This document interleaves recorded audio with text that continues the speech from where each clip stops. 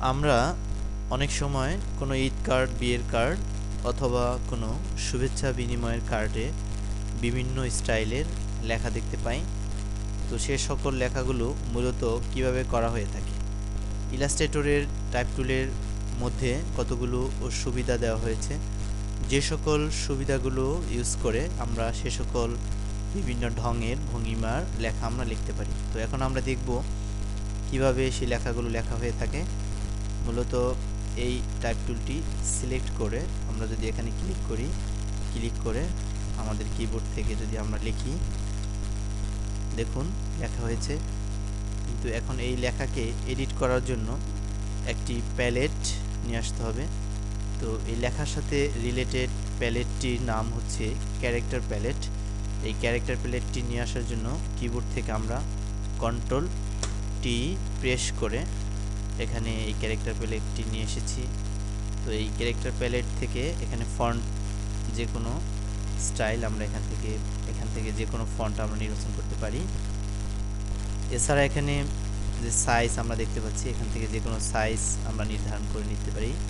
যেমন ধরুন এই লেখাটি আমরা বড় করতে চাই, সেক্ষেত্রে এভাবে সিলেক্ট করে এখান থেকে যে কোনো সাইজে আমরা রূপান্তর করতে পারি।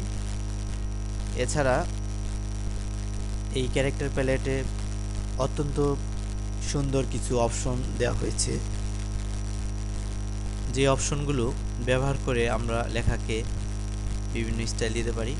দেখুন এখানে ক্লিক করার পরে লেখাগুলো বাম দিকে কিছুটা স্ফীতি রূপ ধারণ করেছে এবং এদিকে ক্লিক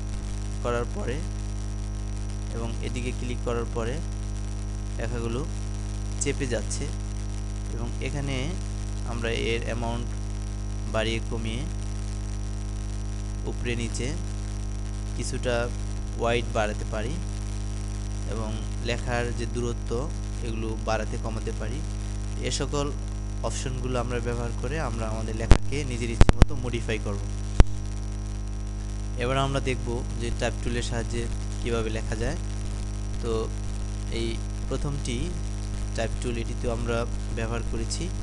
এবার দ্বিতীয়টি যেটি এরিয়া টাইপ টুল, এই এরিয়া টাইপ টুলের সাহায্যে লেখার পূর্বে আমাদেরকে যে কোনো স্টাইল নির্বাচন করতে হবে। তো আমরা এখানে একটি সার্কেল ড্র করছি। এই সার্কেলটি আমরা ফিল কালার নান করে দিচ্ছি এবং লাইন কালার যে কোনো একটি দিয়ে নিচ্ছি। এবার আমরা লিখব।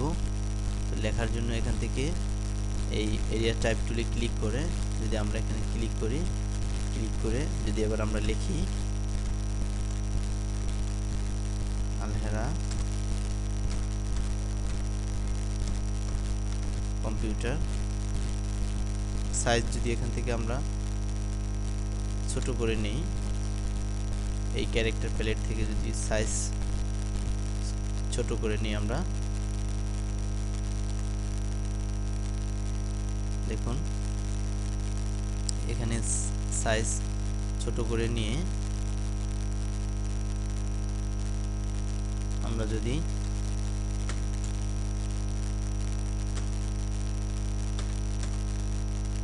এভাবে লিখলে লেখাগুলো মনে হবে একটি বৃত্ত, সমস্ত লেখাগুলো একটি আলাদা বৃত্তে পরিণত হয়েছে।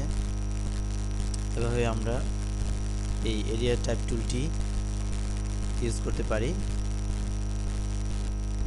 এছাড়া এরিয়া টাইপ টুলের পরে যেটি রয়েছে এখানে পাথ টাইপ টুল, এই পাথ টাইপ টুলটি ইউজ করার জন্য প্রথমে এই পেন দিয়ে যে কোনো একটি লাইন এভাবে এঁকে নিতে হবে, অথবা বৃত্ত অথবা সার্কেল যে কোনো লাইন দিয়ে আমরা এই পাথ টাইপ টুলটি ইউজ করতে পারি। এখানে এই পাথ আমরা এঁকে নিলাম। এখানে পাথ এভাবে ড্রয়িং করার পরে এবার আমরা এই পাথ টাইপ টুলে ক্লিক করে এখানে ক্লিক করব। এবার আমরা লিখব, যেমন ধরি আলহেরা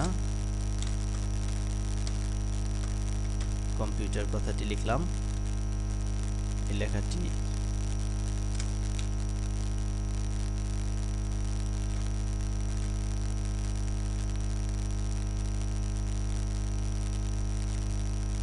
তো এভাবে দেখুন এই পাথ টাইপ টুলটি লেখার পূর্বে আমাদের পাথ যেভাবে ক্রিয়েট করা হয়েছিল, অর্থাৎ যেই অ্যাঙ্গেলে যে স্টাইলে ক্রিয়েট করা হয়েছিল লেখাটিও ঠিক সেভাবে সেদিকেই যাচ্ছে।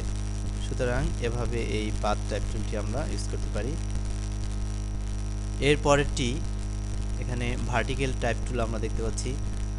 ভার্টিক্যাল টাইপ টুল মূলত কোনো লেখা উপরে থেকে নিচে, উপর থেকে শুরু হয়ে নিচ দিকে যাবে এরকম যদি আমরা চাই, তাহলে এই ভার্টিক্যাল টাইপ টুলটি আমরা ক্লিক করে এবার আমরা লিখব। দেখুন লেখাটি উপরে থেকে শুরু হয়ে নিচের দিকে গিয়েছে এবং একটি আলাদা স্টাইলের রূপ ধারণ করেছে। এভাবে ভার্টিক্যাল টাইপ টুলটি আমরা ইউজ করতে পারি। এরপরে যেটি রয়েছে সেটি হচ্ছে ভার্টিক্যাল এরিয়া টাইপ টুল। এই ভার্টিক্যাল এরিয়া টাইপ টুলটি মূলত এরকম করে একটি বৃত্ত ক্রিয়েট করে বা কোনো সার্কেল, রেক্টেঙ্গেল এখানে ক্রিয়েট করে এবার আমরা এই ভার্টিক্যাল টাইপ টুলটি, ভার্টিক্যাল এরিয়া টাইপ টুলটি সিলেক্ট করে এবার আমরা এখানে ক্লিক করব। দেখুন ডান দিক থেকে শুরু হয়ে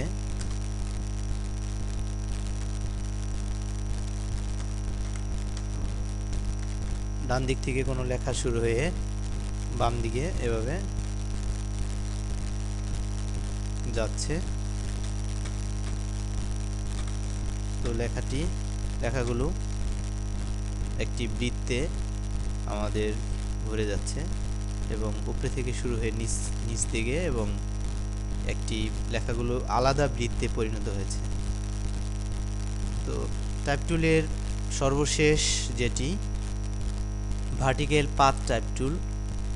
এই ভার্টিক্যাল পাথ টাইপ টুলটি আমরা ইউজ করার জন্য যে কোনো পাথ ক্রিয়েট করে অথবা এখান থেকে যদি আমরা এই সার্কেল ড্র করি, সার্কেল ড্র করে এটিকে আমরা সার্কেলকে যদি ফিল কালার নান করে দেই,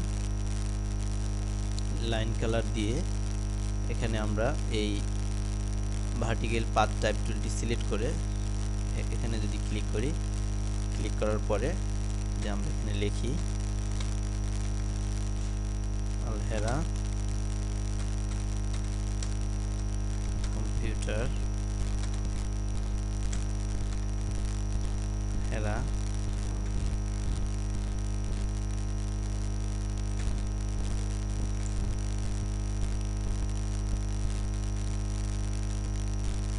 দেখুন লেখা যেদিকে এই পাথ তো লাইন পেয়েছে, সামনে থেকে পিছন দিকে ফিরে ফিরে লেখাগুলো সেই স্টাইলের রূপ ধারণ করেছে, সেই স্টাইল নিয়েছে যেদিকে পাথ পেয়েছে, যেন বর্ণ দিয়ে গাঁথা মালা এই